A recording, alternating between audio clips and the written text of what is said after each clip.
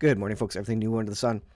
If you are Bible prophecy watchers, Bible prophecy buffs, end times folks, the doom and gloom crowd, whatever you may be, it is fascinating to see Bible prophecy march ahead, to see what the Bible describes being the case in the last days come to be and come to pass.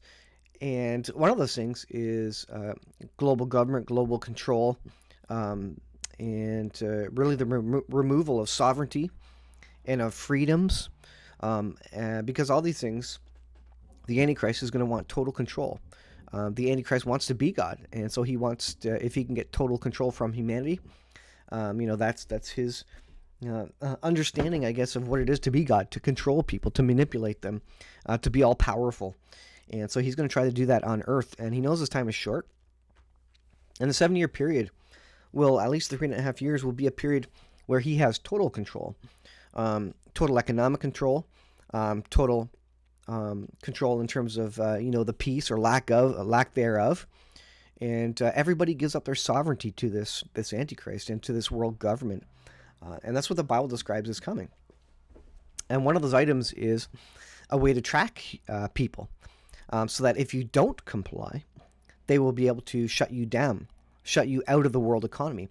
Now, they can't do that very well right now with cash, because if you get shut out of the world economy, well, you can put up a tent somewhere, be like a homeless person, buy, trade, and sell with people with cash, and the government doesn't know what you're doing. So the government wants to get rid of cash, and that way, in the name of public health and safety and climate change and all these other supposedly good things for humanity, they can cut you out of the economy. If you're using too much gasoline, they can restrict the amount of money you pay for gasoline, and restrict how far you travel, and all these things. And so anyways, there will be government control and a complete loss of freedom in the last days. And I created this the keynote presentation, this particular slide, a while ago, which seems to me to be the progression of things. So the pandemic brought in a lot of changes, a lot of government changes, a lot of emergency laws, nearly martial law, and in fact, at some points during the lockdowns, that's ultimately what it amounted to. And so this normalizes to the idea that the government can control every part of our lives, even to the extent of limiting whether you can leave your house or not. Now, during the lockdowns, if you recall, there were periods there where you could not leave your house except for exercise on your own property. You could not meet your neighbors. You could not, go down to the corner store. One person from each household was given permission to go grocery shopping. I think once a week or something like that. And so, folks, you've seen total control, total lockdown, total government tyranny in the name of health and safety. And how did that turn out? Well, coming on the heels of that, now that the government kind of knows how to implement those emergency procedures, and they've got a precedent now, which they can implement at any time, and the next, world health emergency will be climate change. And the WHO, the World Health Organization, is working towards changing its rules and laws and such to allow them to take greater control for the next pandemic. But more than that, they want to control it for the next health emergency, which of course they're going to declare to be climate change, because that's the great impending doom of us all, right? Climate change. And so they want more control over that, and they're trying to get governments to give up their sovereignty and give that sovereignty over to the WHO. So what we're coming upon, it really is economic collapse, and you can see it. The economic collapse is coming. We're heading into a recession, and I think that's a light way of putting it. We're on the precipice of World War III. Now, I haven't changed this slide in probably in a year, 2 years. I don't know when I created it, but I had economic collapse with World War III. You can see the second arrow there. And has the world been talking about World War III?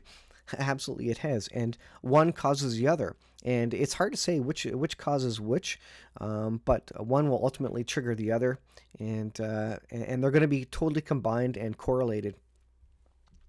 Now, one of the things in terms of the economy, what the Federal Reserve is trying to do is they're raising interest rates, and their key metric to understand if what they're doing is working, so that they can limit inflation, is job losses. They want job losses because they want fewer people who have money to spend. They want people to stop spending because if supply and demand, if there's fewer people spending money, the price of things have to come down as retailers and people who are selling things say, you know what, there's less demand for my product, so I'm going to lower the price to encourage more people to buy it, and that limits inflation, and that's a whole discussion. But the Federal Reserve is looking at job losses as the metric to understand whether their inflation rules and policies are working or not. And do we have an indication of that? Well, let's look at this. This is CNBC. Increase in unemployment rate is much worse than expected. It means economy is going into recession. And this is absolutely exactly what the Federal Reserve wanted. This is what they were trying to do, and now they're getting it. I don't know how many people realize that, but that's their kind of brute force way to control inflation. Basically, limit the amount of money you and I have to spend, and that way prices come down. And that's very simple economics. So job losses is the indication that indeed we are on this track to a global order and world government. The next thing then is famine, starvation. As people lose jobs, people won't have money for things. And as World War III continues on, there's going to be decoupling from China. You've heard that before, which means we're going to get less products, and it takes many, many years to spin up manufacturing in the West. So as we decouple from China, as World War III goes on, we get less products from Russia, et cetera, et cetera. Products here are going to get more expensive, and food's going to get more expensive, and of course, diesel and gas is more expensive. So that means people can't afford food, and there will come a time where indeed there will be great famine across the land.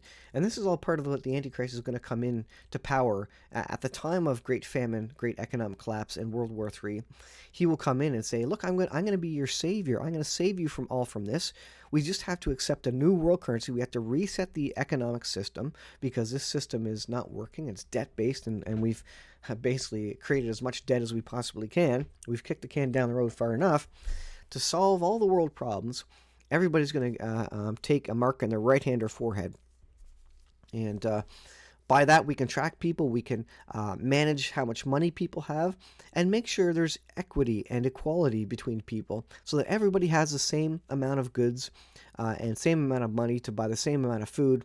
And there's going to be a basic income that everybody will get from the world government, so that everything's fair, everything's awesome. This idea that universal basic income is going to solve everything, it just makes people lazy, and that's the end of it. Now, the capitalistic system may not be the best, but based on human beings, it's the best thing in terms of the complexity of human beings trying to make money, and ultimately the capitalist system works better than a communist system, because ultimately in a communist system everybody is just absolutely poor, and there's huge and great corruption, because you still have that interest and drive from humans to get ahead of the next person. So those who don't share the love of Christ, they're going to bribe and be fraudulent, just like they have been in the Soviet Union, etc., in any communist country. And there will still be rich people and poor people. It just means that most people will be poor and there will be very few rich. So whereas in a capitalist system, at least you have more people that have money and fewer people that are poor. So this idea of universal basic income, which is effectively communism, and the idea that and there's going to be equality everywhere, that's never going to happen, because people are people, and they will try and get ahead anyways outside of whatever system it is. All right, The love of many grows cold. And this is what I've been saying. You ain't seen nothing yet as it relates to uh, the civility of people. And when people get desperate because of job losses and famine and starvation and economic collapse, look for people to come knock on your doors. People streaming out of the cities looking for food, looking for whatever they can steal to sell. And there will be increase in theft in your area. Recently, there was an increase in theft in our area. People going looking for unlocked vehicles. Now we're out in the middle of the sticks, and there was a warning from the RCMP about lock your car doors. And we're not in Ontario or Alberta or a big built up center where you would expect a lot of crime. But as the economy goes south, people will get desperate. People will resort to stealing. And if they're not getting free money, easy money somewhere else, they're going to come look to steal it from you if they think you have something that they can sell. And if you have nothing outside, if they can't find anything outside, they're going to start going into houses and knocking on doors and saying, do you have this and that? And if you say no, well, they may get to a point where they're so desperate that they'll say, well, I'm not going to take your no for an answer. I'm going to barge in and take what you have. So at that point, when violence, when the world, goes some sort of Mad Max, we're at the depth of World War III, nuclear weapons have been launched, the world government will come into place and say, we're going to save the world. We're going to fix all these things. You just have to give up your national sovereignty. And we're going to implement a new economic system. They're not going to call it Mark of the Beast, obviously. They're going to say we have to reset the economic system and start over because the old one has failed, and that new system will be a Mark of the Beast system. So this is all coming down the pipe. I see this coming. A couple of interesting things about the situation in Ukraine. This counteroffensive. When is the counteroffensive going to start? And nobody knows. But this is from Zero Hedge. Tanks, F-16 jets won't be ready for Ukraine counteroffensive. Now, is this propaganda? Is this a message to the Russians to put them off the timeline of the counteroffensive, or is this the reality on the ground where this counteroffensive is going to have to go ahead without jets or tanks? And we don't know if Ukraine had expected this to be the case or not, but they're saying it's going to take a long time. Now, remember, there's a timeline on this. I think it was 5 or 6 months where at the end of the summer, the U.S. and NATO countries are going to look at it and say, reevaluate. And if they don't see anything really happening in Ukraine, then they're going to start winding down the free money to Ukraine. Now, I don't know if that's going to happen because the military-industrial complex is making piles and piles of money. People are getting massively rich in the name of the capitalistic system. So there's not going to be an interest here for them to stop that situation. But interesting, when will this counteroffensive start? Did it start already and it was such a flop that they just said, well, we haven't actually started it yet? This is the big promise. This is the big thing Ukraine's putting on. Is this all a psyop by the West working with Ukraine, really hyping this up, making themselves look weak to Russia, putting this counteroffensive off, and then at some point in time, out of nowhere, comes a counteroffensive? I don't know. All these things could be true. There's a lot of, subterfuge and psyops and propaganda going on. The military, they're not stupid people. They're strategizing. They're not going to tell you what they're going to do. In fact, oftentimes they're going to tell you the opposite of what they're going to do.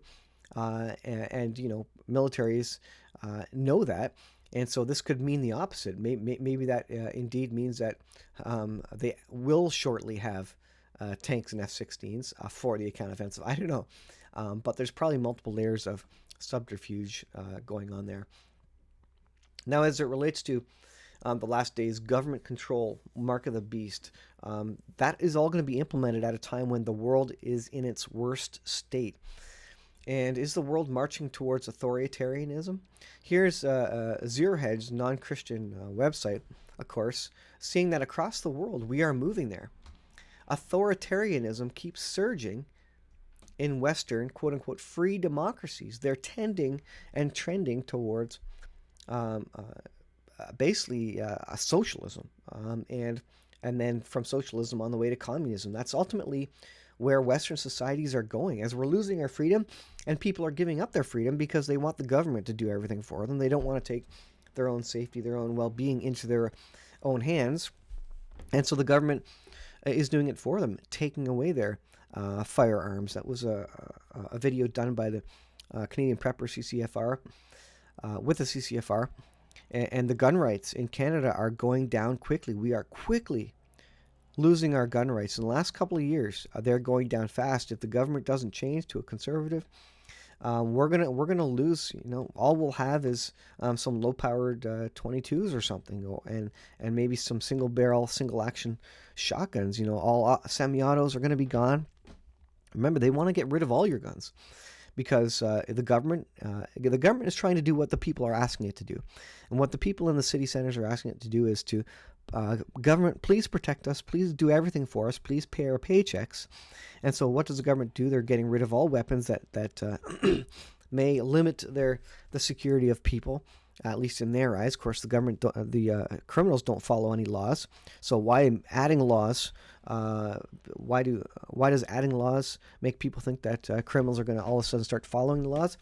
I don't know, but that just limits the number of firearms in the hands of people who are law-abiding, and really moves that and pushes that into the hands of the criminals. So here's an example of 3 things that are happening in the world where these so-called Western free democracies are going full socialist and locking down your free speech in the name of your own public health and safety, of course. Grayzone reporter detained by British counterintelligence police for doing journalism. So journalists are being detained now, and mainstream media is supporting this. British police detain Kit Clarenberg. Counter-terror police detained journalist Kit Clarenberg upon his arrival at London and subjected him to a 5-hour interrogation about his political views and his reporting. So you can't just report anything you want now. The secret police are going to come get you. So folks, you can't rely on any news source at this point in time. The government is completely controlling the narrative, or attempting to, and mainstream is following along with it. South Australia passes draconian anti-protest law. So coming out of the pandemic, with the government's new laws, they've locked down on protests. What did they do in Ottawa and Canada with the trucker protests? They locked it down. They limited protests. Civil rights were trampled on. And no one cares. The Charter of Rights and Freedoms in Canada, there's really no court cases going to back that up. And that was really, you could use it for toilet paper in Canada. The Charter of Rights and Freedoms didn't do anything. Again, in the name of a health emergency, the government went in and limited it. Remember lockdowns? When you were locked in your house, you couldn't protest. You were locked in your house. And if you went out of your house, the police had the right to fine you and arrest you. Were protests legal at that point in time? No. For your own health and safety, of course, right? And this is how they're going to do it. In Calgary, Alberta, in the city, protests are not allowed in some cases. I think it's I don't know if it's in front of political buildings or maybe at abortion places. Anyways, protests by particular groups, conservative, of course, are not allowed. Number 3, State Department dismisses questions about Ukrainian imprisonment of a U.S. citizen for speech crimes. So a U.S. citizen is detained in Ukraine. Ukraine's getting billions and trillions of dollars from the United States. A U.S. citizen is detained, and the U.S. State Department has no interest in doing anything about it or talking about it. It's incredible. Apparently, this U.S. citizen spoke out against the war, of course, against the narrative that the government and the good feelings and the good vibes the U.S. government wants people to have, and the Ukrainian government wants them to have. And even U.S. giving Ukraine trillions can't get this guy out of jail. State Department refuses to say whether it will negotiate with Zelensky for the release of a detained U.S. citizen. So the U.S. doesn't care about its citizens anymore, in the name of making a ton of money by war, and in the name of public health and safety, and in the name of wartime propaganda and controlling the narrative. It's incredible, folks. You can check out azirhedge.com. Still a good source. check out RT, Russia Today, as well to hear that side of the story. And of course, you can check out your mainstream CNN and your CNBC to check out the Western viewpoint, the Western talking points and narrative and propaganda. There's propaganda and narrative on all sides, folks.